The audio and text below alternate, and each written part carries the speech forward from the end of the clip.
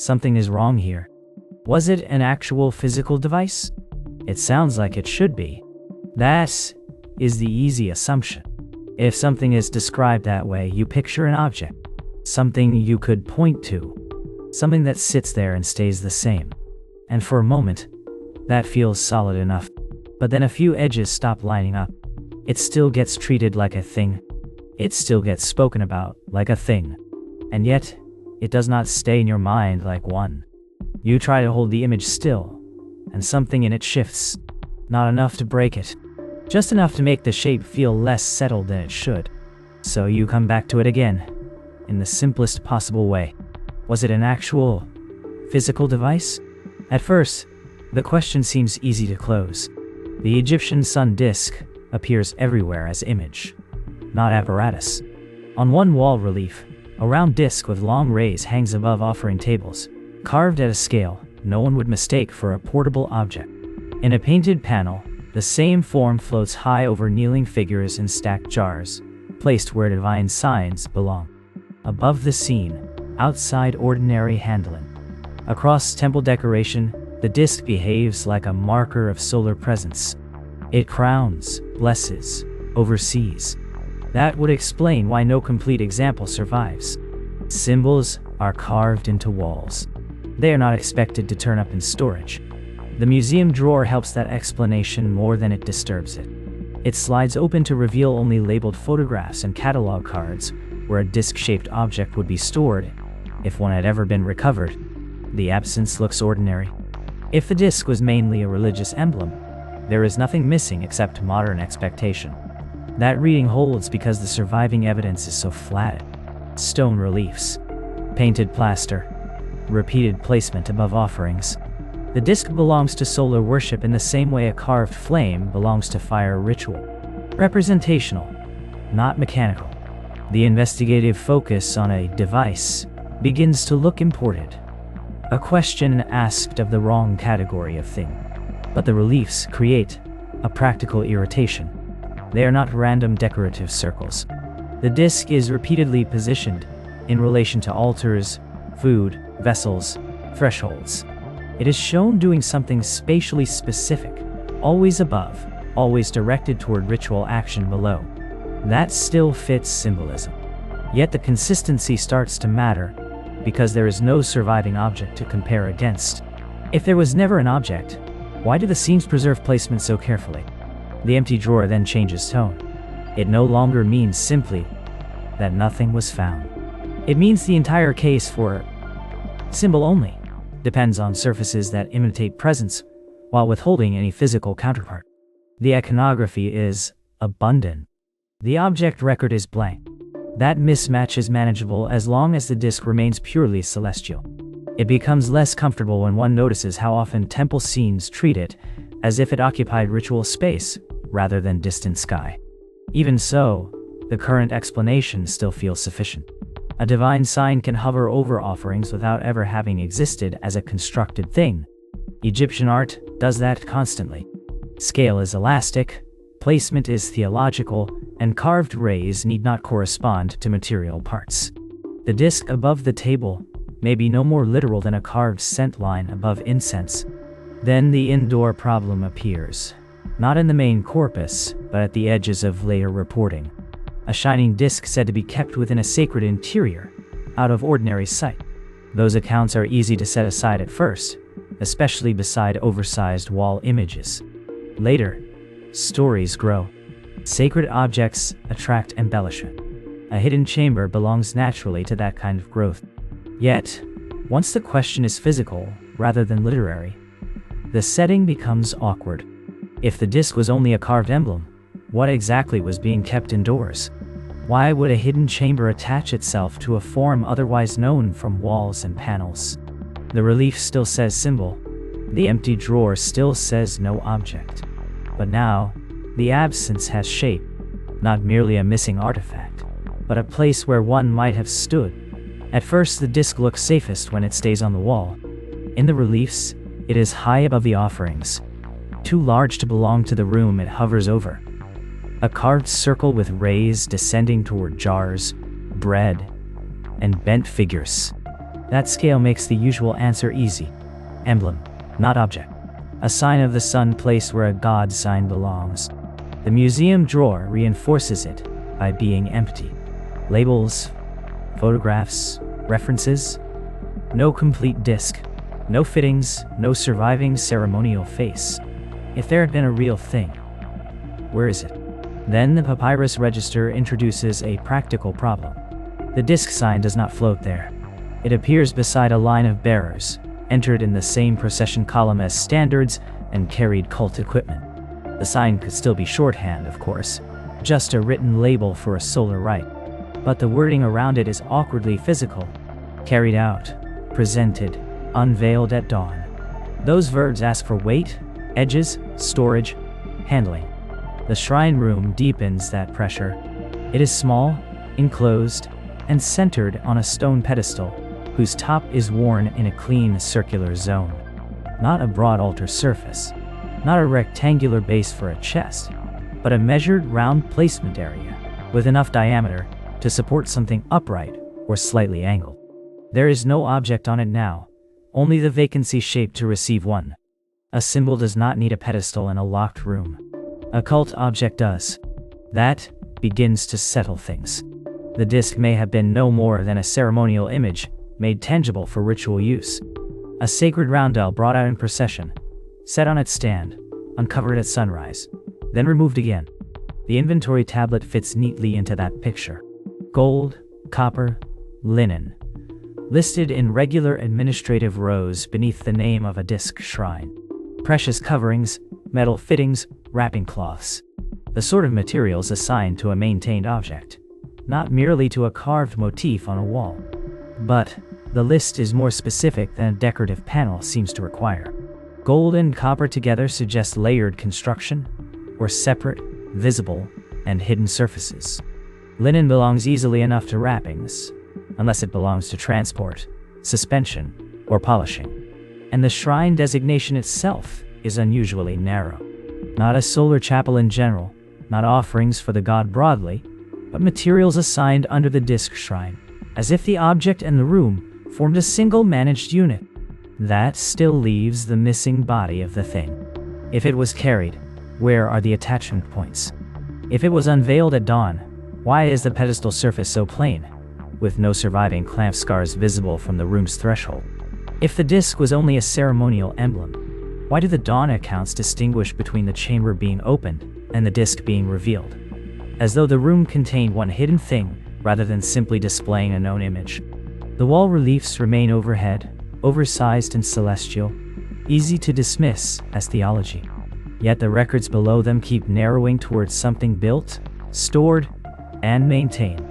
Not a machine, not yet, but no longer just a carved sign either.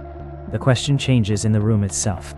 If a real disc stood here, what exactly required gold, copper, linen, a dedicated shrine, and dawn? At first, the disc looked safest on the wall. In relief after relief, a round form with rays hovered above offerings. Too large for a human hand, too fixed in temple composition to invite mechanical questions. The museum catalog followed that lead. Emblem, solar sign, divine marker. The drawer reserved for related objects held only photographs and accession notes. No complete circular artifact. Nothing with weight or joinery or repair. If there had ever been a real thing behind the image, it had left almost nothing that behaved like an object. Then the tray of foil fragments complicated that comfort. Under raking light, the gold was not plain sheeting, but embossed in repeated radiating lines, each line pressed from a center now missing. Decoration alone would not be surprising, except that the curvature matched across pieces from different find bags. They did not belong to wall covering. They belonged to a surface that had once bent in a controlled circle. The wooden frame nearby gave that circle a body. It lay flat on padding, incomplete, but measurable, broad enough to be seen across a chamber, light enough to be carried, rigid enough to hold a skin of metal. Along its front face ran blackened streaks, not random staining but directional marks, strongest near the center and thinning outward. Beside it stood bronze socket fittings recovered from the same temple deposit, each with a wear pattern on one side and compacted dust, still packed into the bases. Upright fittings, circular frame, metal facing. Suddenly, the disc no longer needed to remain a carved sign. It could have stood in a shrine as a ceremonial object, unveiled, displayed, perhaps carried. That explanation settles quickly, because so much begins to align. Processional texts mention a disc being borne. Shrine accounts assign gold, copper, and linen to its care. A circular frame with decorative foil would satisfy both image and inventory. The burn marks can sit comfortably inside ritual use as well. Lamps, incense, dawn offerings, repeated exposure in front of an altar, none of that strains belief. But the marks are on the front. If smoke from censers caused them, why do the darkest streaks run across the face rather than gather along the lower edge or underside? Why is the surviving foil embossed with rays instead of floral or geometric patterning common on shrine furniture? And why do the socket fittings suggest a fixed upright position rather than a structure meant mainly for carrying? Their bases are not worn evenly. One side bears pressure polish, as if the frame leaned or was braced in the same orientation more than once. The deposit context adds another irritation. The frame, foil, and fittings were not scattered through ordinary temple debris. They were grouped, dismantled, but associated, as though disassembly mattered. A symbolic panel does not need socket C. A processional emblem does not obviously need a rigid circular frame with concentrated scorching on the side, meant to be seen. So the question narrows instead of disappearing. Not whether Egyptians used the sun disk as a symbol. They plainly did, but whether at least one disc was built to stand, face outward, and do something in front of witnesses. The surviving pieces can already support a ceremonial artifact. They also leave behind a more awkward detail. The object seems arranged less like an image of the sun than like a surface prepared for an effect. At first glance, the fragments still cooperate with the safer explanation. A ceremonial disc, nothing more. Gold on the front for brilliance, wood behind it for shape, fittings to hold it upright during display. In the tray, the foil looks exactly like that kind of object should look. Thin, embossed with radiating lines, decorative rather than structural. If the original stood in a shrine and caught torchlight, the blackening on the frame would be easy enough to place. Processional equipment often scorches. Incense smoke settles. Heat leaves stains. Then the lifted edge of one fragment shows another surface under the gold. Not wood, copper, and not a single backing plate either, but layered sheets, pressed close behind the foil. The stack is too deliberate to dismiss as patching. Gold over copper makes visual sense if the front needed to shine more intensely than gold leaf alone could manage. That still fits a ceremonial object. A disc meant to dazzle at dawn would benefit from a reflective backing. For a moment, the construction seems to settle into place. An ornate cult image built with expensive materials and reinforced where it mattered. The center interrupts that calm. Set into the circular frame is a polished stone piece. Smooth, convex, and carefully seated. It occupies the exact point where a symbolic disc would least need extra complexity. If it were only decorative, why isolate the center with a separate insert at all? The wood around it is cracked outward, and the insert itself carries a web of heat fractures. Torch exposure can craze a surface, but the cracking is concentrated through the middle rather than feathered across one side, as if heat had gathered there instead of passing over it. That raises a practical question the ceremonial reading does not answer cleanly. What shrine object needs a central element shaped to receive or redirect light? The seams around the insert complicate it further. Dark resin remains in narrow lines where the stone meets the surrounding structure. The resin is not smeared randomly, not dripped from later repair, but packed into joins as though the parts were meant to be sealed tightly against one another. Gold foil over copper, copper behind a central polished insert, resin closing the gaps. This is beginning to look less like surface embellishment and more like assembly. Yet assembly for what? A hidden lamp would explain the ceiling, except there is no soot chamber behind the center and no venting pattern in the wood. A torch held too close would explain the burns, except the heat damage is strongest where the insert sits, not where a flame would lick upward. Incense would leave residue, but not this kind of cracking through a convex stone. The old comparison to ordinary shrine furniture remains nearby, but the measurements keep pulling away from it. The copper layers are too regular. The insert is too precisely centered. The resin follows the joins too completely. Even the damage behaves as if the front surface once handled concentrated heat rather than ambient flame. So the question narrows and becomes harder to avoid. If this was only an emblem, why build it like a composite instrument? And if it was built to do something physical, what exactly was expected to happen at that polished center when the disc stood upright in the shrine? The question looks simple when the chamber is plotted on a plan. The doorway faces a narrow slice of the eastern horizon, not due east, but a few degrees off, enough to matter. On 2 mornings in the year, sunrise enters cleanly. At those angles, the beam does not spread across the floor. It runs straight through the doorway and reaches the circular mounting point at the back of the room. That would explain why a disc might have been installed there at all. Not as a carved sign, not as a portable emblem, but as something meant to receive light. The room itself encourages that reading. The socket stands fixed. The altar stands fixed. The distance between them is short enough for a concentrated reflection to matter, and too exact to feel decorative. Then the altar surface complicates it. Directly opposite the socket, a dark circular patch remains in the stone. Not soot scattered by incense, but a repeated burn area with a defined center. If the mounted object simply reflected sunrise, the mark makes sense. A polished face could throw a bright spot across the chamber. The old phrase in the ritual text, awakening fire from the sun, suddenly sounds less metaphorical than expected. For a moment, the arrangement seems complete. Doorway, disc, altar, ignition point. But reflected light alone has limits, and the chamber dimensions make those limits measurable. A broad metal surface would brighten the room, yet the burn circle is too tight. The mark narrows toward the middle, as if heat had been gathered rather than merely redirected.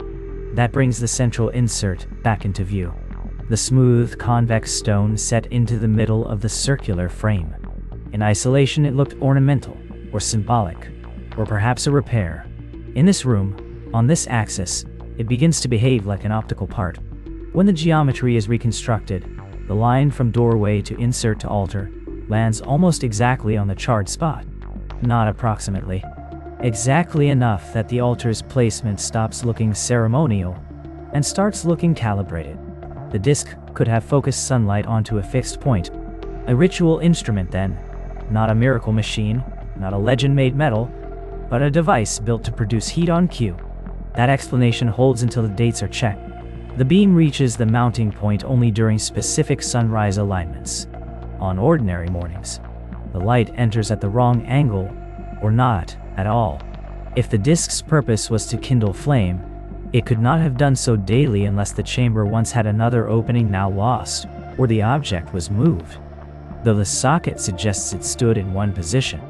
The text, meanwhile, speaks of dawn activation in recurring terms, but the architecture allows precision only on selected days. And there is the residue itself.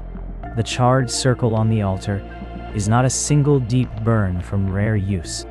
It is layered, renewed, and centered again and again. Repeated heating happened there, enough to leave a stable target, enough to imply a procedure. So the chamber offers a device that works brilliantly, but not often enough. A text that sounds routine, but a doorway that behaves seasonally. A burn mark that suggests repetition, but an alignment that suggests occasion. The disc no longer needs to fly or speak. It only needs to stand in the right place and catch the sun. The harder question is why the room was built for a performance so exact, and why the traces on the altar make it look practiced rather than rare. The question keeps returning to the same obstacle. If the Egyptian sun disk was only an image, why do some records describe an unveiling, a procession, a shrine, a moment at dawn when witnesses saw sudden light? By step 5, the physical answer had begun to look workable. A composite circular object could have stood upright in a socket, faced a doorway, caught sunrise, and thrown a concentrated point of light onto an altar. That already explained more than the carved wall discs ever could. It explained the charred residues. It explained the burn pattern. It even gave ritual language, awakening fire from the sun, a practical setting. Then the chamber itself changes the scale of the problem. The inner room is narrow, with the doorway admitting light only briefly, and only at a low angle. Most of the chamber remains dark even after sunrise. In that darkness, a copper-backed surface would not need to generate light to appear extraordinary. It would only need to catch it first. The surviving copper sheets, where corrosion has not dulled them, still hold enough polish to flash under directed illumination. In reconstruction tests, a small surviving segment produces a brightness spike far stronger than the gold foil alone. That makes the older descriptions less extravagant than they first sounded. A witness standing in shadow, facing a black interior wall, could easily describe the disc as glowing by itself. For a moment, that seems to settle the matter. Not a machine in the modern sense. Not a miracle object. A ritual instrument designed to control contrast, timing, and reflected light. But the floor complicates that calm explanation. Marker points cut into the paving do not align with an everyday sunrise. They line up with the doorway only on a limited set of dates. Festival texts mention unveiling at dawn, but not every dawn. If the effect depended on rare alignment, then the reports of sudden brilliance were not routine shrine behavior. They were scheduled events. That helps with the language of astonishment in later accounts. It also raises a practical question. If the disk's power came mainly from reflection in a dark room, why build the timing so tightly into the architecture? The painted evidence adds another pressure point. One register shows priests beside a glowing disc shape against a black background. That could be dismissed as symbolic contrast, except the black field is unusual in that sequence. And the disc is rendered as a bright, isolated form rather than as the ordinary overhead emblem seen elsewhere in the temple. If the painter was recording an interior rite, then the image may preserve not theology in general, but a specific visual effect. Darkness first, then a sudden flare. That still sounds manageable until the witness descriptions are compared side by side. Some mention unveiling. Some mention the chamber already sealed in shadow before the light appeared. A few imply that the brightness came all at once, not gradually as the sun crossed the doorway. Reflection can intensify light, but it still depends on angle. So what produced the abruptness? A curtain? A screen? A shutter in front of the disc? No surviving fittings clearly belong to such a mechanism. And another restraint remains. Temple walls repeat the sun disk everywhere.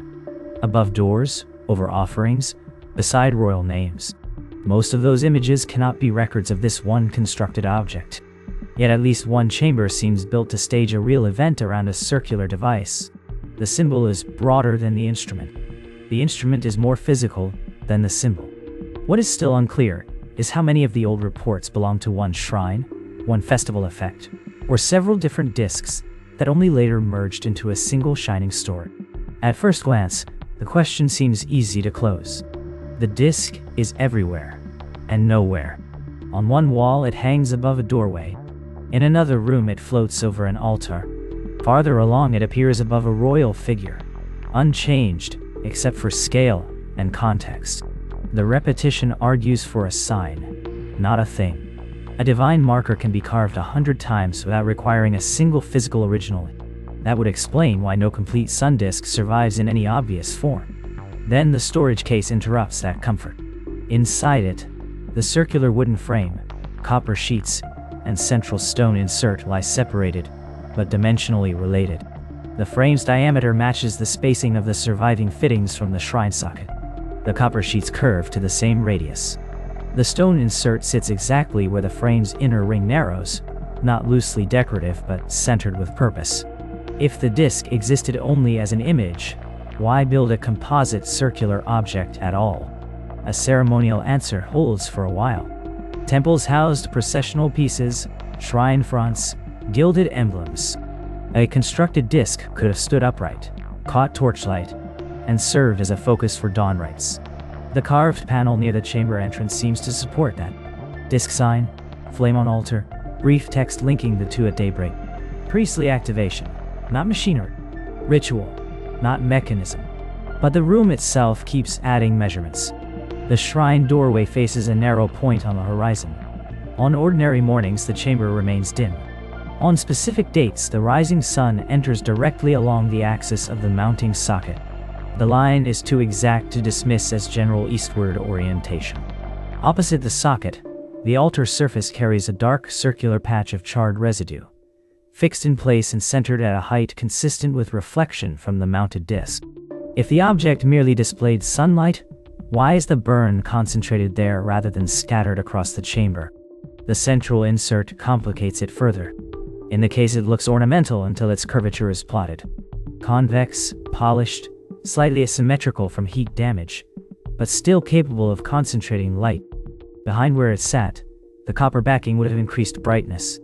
In a dark chamber, unveiled at the right moment, the effect would have been abrupt enough to account for reports of a shining disc. That begins to explain the old descriptions without requiring a self-luminous object. Yet the same explanation leaves awkward residues. Temple walls repeat the disc in places where no optical performance was possible at all.